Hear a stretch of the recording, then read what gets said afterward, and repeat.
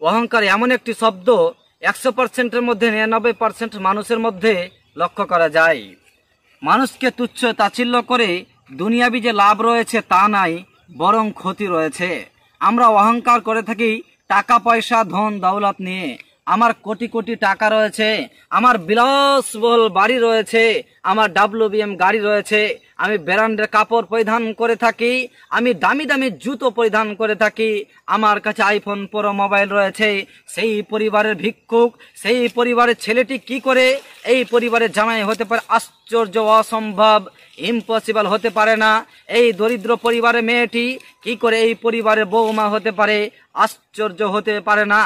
আপনি যে টাকা নিয়ে অহংকার করলেন, গৌরব করলেন, এই টাকা আপনাকে একদিন উদ্ধার করতে পারবে না।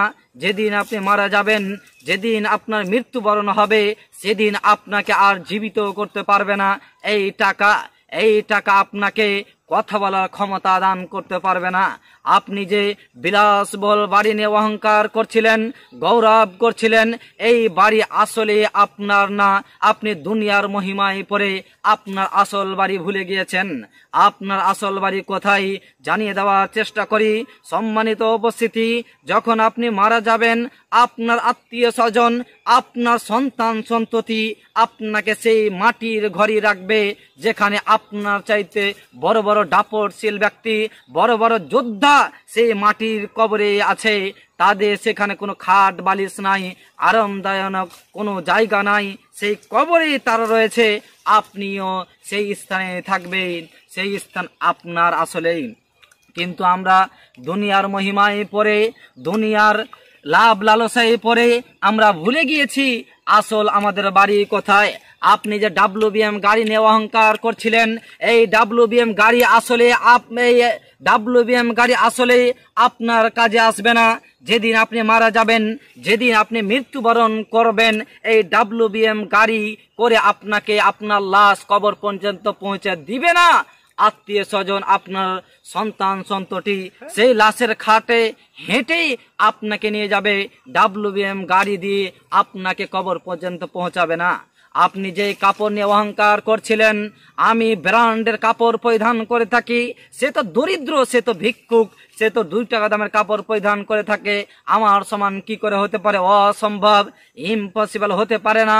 আপনি যে কাপড়ের অহংকার করছিলেন, জেনে রাখবেন, দরিদ্র ব্যক্তি যে কাফন পরে কবর দেওয়া হয়, সেই কাফনের কাপড় আপনাকে পরিয়েই সেই কবরে দেওয়া হবে। তাহলে আপনি কি নিয়ে অহংকার করেন? কি নিয়ে অহংকার করেন? অহংকার করলে ধ্বংস হতে হবেই হবে। অহংকার করলে ইহকাল পরকাল হারাবেনি, এই কথাই চূড়ান্ত। কেন এই কথা বললাম? 2 নম্বর সূরা বাকারা 34 নম্বর আয়াত খুলে দেখেন। আল্লাহ বলেন, ওয়াইদ কুলনা লিল মালাইকাতি ইসজুদু লি আদম ফাসাজাদু ইল্লা ইবলিস আবা ওয়াস্তাকবারা ওয়া কানা মিনাল কাফিরিন। আমি ফেরেশতাগণকে বললাম, হে ফেরেশতাগণ, আদম আলাইহি ওয়াসাল্লামকে সাজদা করো। ইবলিস ব্যতীত সবাই সাজদা করেছিলেন, কিন্তু ইবলিস শয়তান সাজদা করেননি। তার মধ্যে অহংকার এসে যায়। কি করে আদম আলাইহিস সালামকে আমি সাজদা করতে পারি?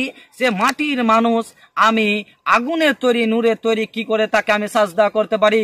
তার চাইতে আমি বড় স্থান রয়েছি, আমি কখনো নাই, অসম্ভব, ইম্পসিবল, তাকে আমি সাজদা করতে পারি না। তার অহংকার এসে যাওয়ার কারণেই ওয়া কানা মিনাল কাফিরিন, ফলে সে কাফেরের অন্তর্ভুক্ত হয়েছেন, ইহকাল পরকাল অভিশপ্ত হয়েছেন। যদি আপনি অহংকার করেন, আপনিও ইহকাল পরকাল হারাবেন।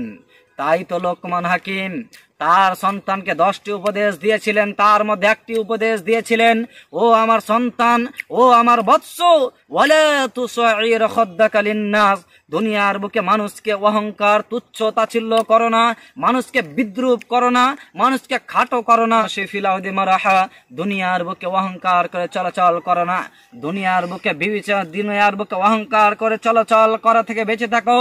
কারণ ইন্নাল্লাহা লা ইউহিব্বু কুল্লা মুখতালিন ফাখুর, নিশ্চয় আল্লাহ তাআলা অহংকারীকে পছন্দ করে না। তাই সম্মানিত উপস্থিতি, যদি আপনি অহংকার করে চলাচল করেন, আল্লাহ অহংকারীকে পছন্দ করে না।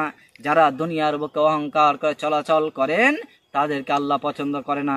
এই বাক্যটি আবার আল্লাহ তাআলা সূরা নাহল 23 নম্বর আয়াতে বলেন, ইন্নাহু লা ইউহিব্বুল মুস্তাকবিরিন, নিশ্চয় আল্লাহ তাআলা অহংকারীকে পছন্দ করে না। সম্মানিত উপস্থিতি, বলছিলাম যদি আল্লাহ আপনাকে পছন্দ না করে তাহলে আপনি জান্নাত কি করে পেতে পারেন ভাবা চেষ্টা করবেন। আল্লাহ যেন আমাদেরকে এই অহংকার থেকে, গৌরব করা থেকে বাঁচার তৌফিক দান করুন। আমিন। আল্লাহুম্মা সাল্লি আলাইহি, আল্লাহুম্মা বারিক আলাইহি। আসসালামু আলাইকুম ওয়া রাহমাতুল্লাহ।